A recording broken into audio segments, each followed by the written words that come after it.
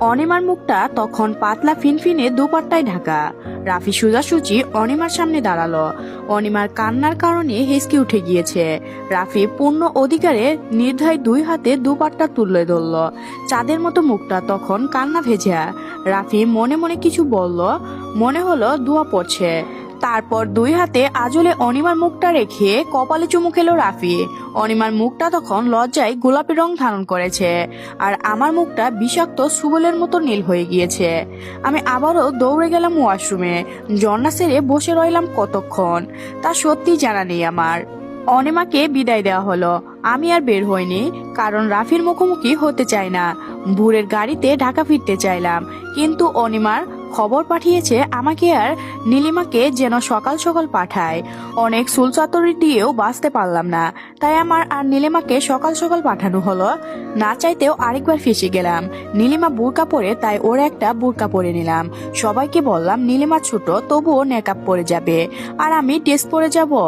ভালো দেখাবে না বিষয়টা, তার চেয়ে বোরকা পরেই যায়। রাফি কখনোই বোরকা পরনে আমাকে দেখেনি, নেকাবে তো আরো না। তবুও যদি কথা হয় রাফি ঠিকই বুঝে যাবে আমি কে। রাফির মুখোমুখি হলে কি হবে, এটা ভাবতে ভাবতে রাস্তা ফুরিয়ে গেল। রাফির কাজিন এলো আমাদের অনিমার কাছে নিয়ে যেতে। আমি ঘরে ঢুকলাম, অনিমা আমার দিকে তাকিয়ে রইল। কখনো বোরকা না পরার কারণে অনিমা হয়তো চিনতে পারছে না। আমি নেকআপ তুললাম, সে সোজা এসে আমাকে জড়িয়ে ধরলো। অনিমা সালোয়ার কামিজ পরে আছে। আমি যাওয়ার সাথে সাথে সে বলল, বোরকা খুল। আমি না করলাম।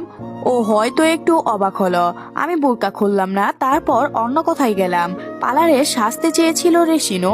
তুই তো জানিস আমি কেমন, আমার অত সাজগুজ পছন্দ না।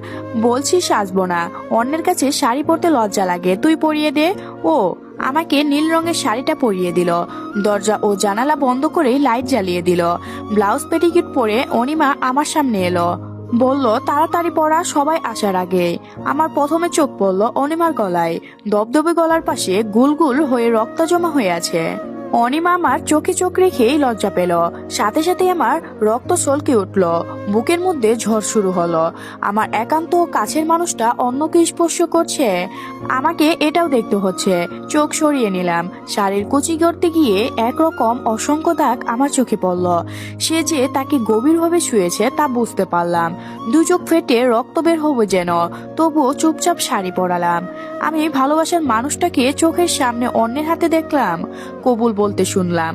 ভালোবাসার স্পর্শ দিতে দেখলাম, আবার স্পর্শের চিহ্নগুলোও দেখলাম। তার বউ দেখলাম, বউয়ের ভেজা চুল দেখলাম। আমার তো হৃদয় পুড়ে ছারখার হয়ে যাচ্ছে। আমার সমস্ত শরীর